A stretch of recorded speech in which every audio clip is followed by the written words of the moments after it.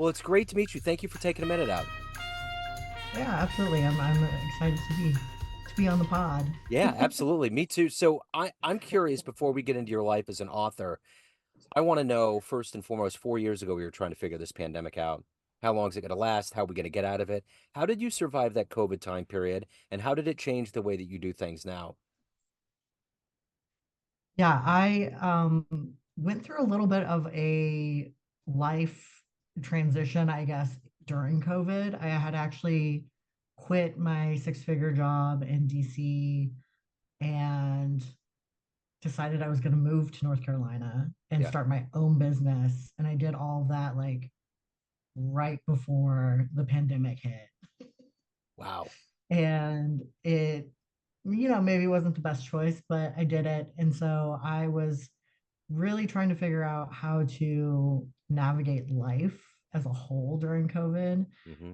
um, how to manage my time without having a supervisor, all of that. And it actually gave me a lot of time to write and to look into like my creative pursuits and what I wanted to do. And um, I don't know, it was a really creative, freeing time for me, Yeah. which I know obviously wasn't for everyone, Right. but it it really lent itself well to writing and getting into that again. But how were you supposed to know any of this was going to shut down, though? I mean, Yeah. right. So was there a sense of relief that you did it prior to everything shutting down? Because it would have been harder probably during, wouldn't it? Yeah, I actually think it worked out really well. Right. Because um the business I started too was social media management and PR. So it kind of was like almost a good time to get into that because Uh-huh. a lot of people started using social media more and like that became their way of doing business Yeah. during COVID. So I kind of lucked out in that sense that all of a sudden there were all these small businesses and creatives and nonprofits that were like, we have to move everything online. Yeah. And I was like, ooh, pick me. I'm here Yeah. to help. Uh-huh. For sure. Well, Yeah. So let's get to the heart and soul of what you do on a daily basis right now. I'm going to put you in front of a bunch of third graders at career day, and one of the kids says, "Hey, what do you do for a living?" How do you answer them? Um, oh, that's a good question. I haven't thought of it ever trying to explain it to like a group of third graders, but let's see. I take the dreams that you have at night and make them a reality through my words. That's cool. Well said. I think that's how I would explain it. So when you were in that position in the third grade, what did you want to be when you grew up? I wanted to be a writer. I have always Okay. wanted to be a writer. I grew up just in love with reading. It was my escape from, rural Nebraska. Um, Not like the greatest home life, and just the library was my escape and the books there. And I wanted to be a part of that however I could, and just loved writing. What was the gateway for you into reading? What was the first book that really just opened you up and made you want to read more? Ooh, another great question. It was probably Susan Cooper, the Dark Rising series. Because it was like these kids on this magical adventure in Wales, which was already this like far away, Yeah. like mystical realm. And I just remember being like so taken with the magical world. Um, and it really got me into fantasy. And then my mother was always reading as well. And so I grew up reading like scary books like Goosebumps, and Stephen King's Pet Cemetery was like one of my favorite books as a child, which definitely not a book for children, but you know, it was good nonetheless. But I used to read Goosebumps books to my younger siblings um, during like bad weather. We get a lot of tornadoes in the Midwest and stuff, so spent a lot of times in like our scary basement reading scary books to my siblings. So all of that just kind of grew into this passion for reading and writing. So, what was the first thing that you wrote where you saw someone's mood change, their eyes brighten, you thought, I have something here? I definitely think it was, I used to write a lot of poetry. I was a very sad, depressed child, and grew up in a time and a place where like mental health wasn't really discussed or nothing was done about it. Yeah. And so I wrote poetry a lot, and I started sending it to my favorite authors, like the author of the Babysitters Club books, I believe it was. I sent her some of my poetry, and she wrote me this huge letter back and like sent me all these like pamphlets for like how to submit my work to different like poetry anthologies for children and all this stuff. And she gave me so like a tremendous amount of affirmation that my work was good and could actually be in books. And I think that was the first time where I was like, oh my gosh, like I could do this. And then Yes. I entered competitions. We had writing competitions at school, and I would win those. And I was just like, oh my gosh, like I am good at something. Yeah. Yeah. So, who's been a hero for you? Who's been an ultimate inspiration for you in your life?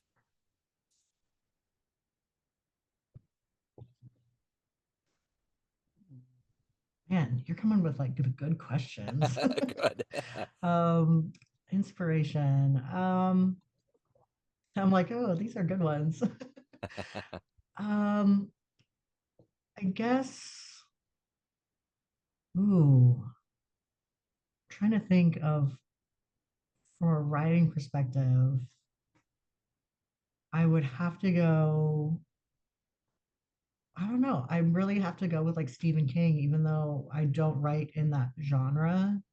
But he's had such an amazing career, and he's written in several genres. You know, I mean, he wrote The Shawshank Redemption, and then Yeah. has also written things like Misery and Pet Cemetery and The Stand, and just great works that he's done. And I mean, they've made movies off of his stuff. He's really just done a ton of great stuff It's and crazy some to, not so great stuff.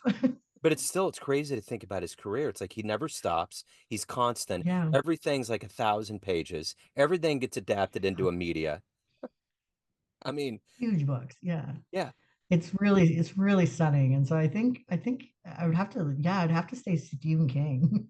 As odd as that sounds from writing like queer romantic suspense, but yeah, Stephen King is really a great inspiration to me. So if you can meet one person alive on the planet right now that you find inspirational or fascinating, just to pick their brain or be around them a little bit, who would it be? Oh,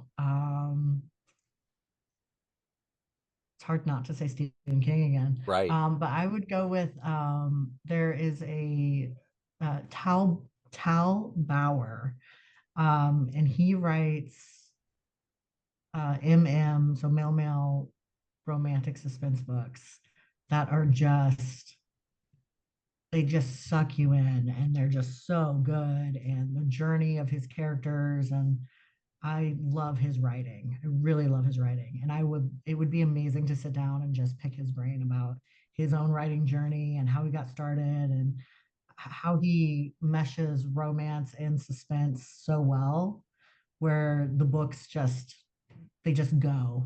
Yeah. Um, yeah, it'd be really fun to have a conversation with him, I think.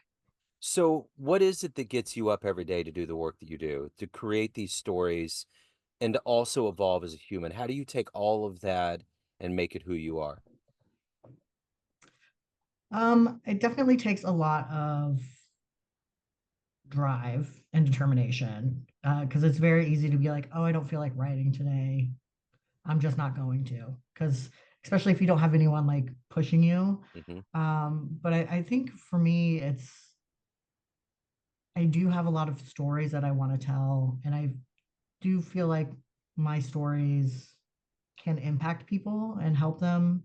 And I enjoy that aspect of what I do. And I also enjoy sharing my life story because I feel like that could be inspirational to other people as well. So I kind of use that to drive myself. And I just really enjoy writing. When I don't have a project to work on, I kind of don't know what to do with myself. So, of everything that you've done in your life up to this point, what are you the proudest of? Ooh. Hmm. Another fantastic question. These are really making me think. um, I think this might be a weird answer, but I'm really proud of the fact that I was able to recognize that a job that I was in was not a good fit for me for my mental health and walk away from it, even Yeah, though I'd been in it for over 7 years and had a great community through that job.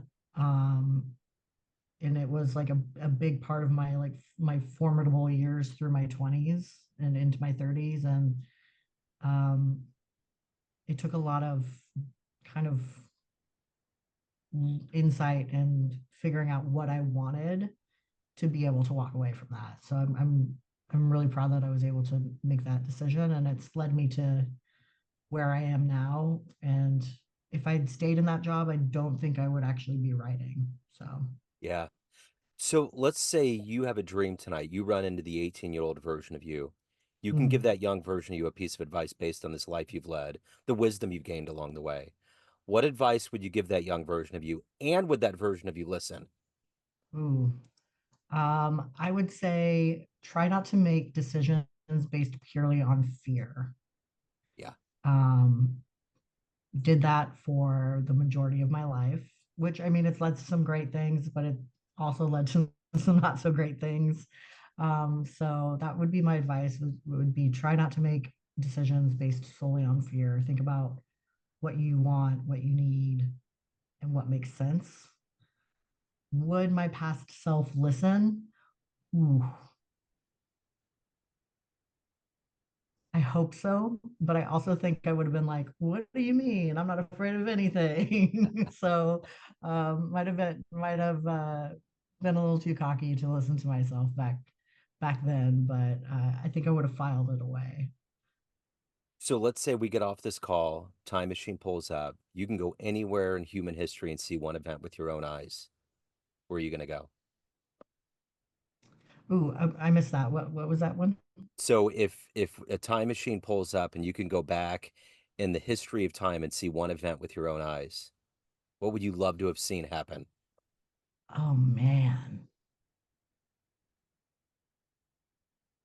Oh, There's so much. this It's is a like hard one. it's like the beginning sequence of the Big Bang Theory. Yeah, this is a really hard one. I would. Ooh, this might be a little nerdy. I might have gone back to like when Sally Ride went to space. Yeah. That's a huge event for Uh-huh. me. In my life, I was like a huge Sally Ride fan, Yeah. which and was really into space and astronauts and like NASA back in the day, and that was a really important moment in my childhood. So I think I would have gone back to that moment and also like to have the opportunity to meet Sally Ride. That would have been Yeah. amazing, You know, insane. you know what that makes me think of? A few years ago, I went to Amelia Earhart's home in Leavenworth, Kansas, and Oh yeah. it was so fun. It was cool. It was like, this old like Victorian style home, and there was all this history, and then there was this big Amelia Earhart festival, and they got the river and all these fireworks were Oh, going, and it was just this big so cool. celebration. Yeah, so it was kind of in the same vein as Sally, so to speak, you know. Yeah. Yeah. Yeah, I remember writing, I used to write letters to NASA and just be like, huge fan yeah, of everything you're doing in space right now. And they were great. They would send back like beautiful photos of like some of their shuttles and their astronauts and write me letters back and stuff. And so I used to have a wall in my bedroom that was just like all NASA letters. So they were really great about responding. You know, it's wild. When I was a kid, my favorite thing with my best friend Bill, we used to write baseball players letters, hand write them Oh, out, yeah, self-addressed stamped envelopes, and we'd get personalized cards back. We'd get yep, letters from the stadiums and the people, and it was so much fun. I remember we did an auction in fourth grade and got autographed pictures of Ronald Reagan sitting on a pond with Nancy. I mean, we got all kinds of stuff. I mean, back in the yeah, day, before autograph hunters and all these things got weird, they would yeah, just respond and say, "Okay, kid, we got you. Here you go." You know? yeah. It was like it was a I'm like it was a different time, but it Yeah, really was because you could. I mean, I used to write actors all the time because grew up on like 80s action films, which yeah, impact my writing a lot. But I was like obsessed with these actors, and especially like David Duchovny back in the day. X yeah, Files was like a great show, and the movies that he was in. And so I would write letters to these actors, and it was the same thing. You'd get all these like autographed uh, photos and letters back, and yeah. they you just don't do that anymore. Uh-uh. So it was really neat. Yeah. It was a different time for sure. So at the end of the day, everyone has a perception of you, family, friends, all of your readers, but you run the show. What's your perception of you? Who do you think you are? Oof. Who do I think I am? Ooh, this is a hard question. Yeah. I definitely perceive myself as a writer, although it's been really hard to get to that point as an author to be able to say yes, I write, I am an author. Um, for the longest time, I felt like that was very silly to say, and that people might not take me seriously.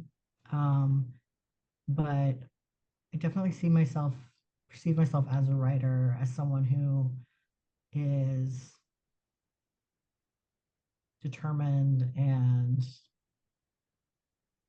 empathetic. I think that's how I kind of see myself. Okay. So if anyone wants to get your books, reach out, learn more about you, any of the good business, where do they go? Yeah, the best place is my website, which is ardencouts.com. That's ARDENCOUTTS.com. You can also find my books on Amazon. But if you really want to support an indie author, check out their websites. And I'm super active over on Instagram, which is just my name at Arden Coutts. So those are the best places. Arden, this has been great. Thank you so much for your story. Thank you for your time. Best of luck Yeah. with everything. You did wonderful. Oh, thank you. It was great to be on. Yeah. Thank you Thank so you. much. Have a great weekend. Thanks, you too.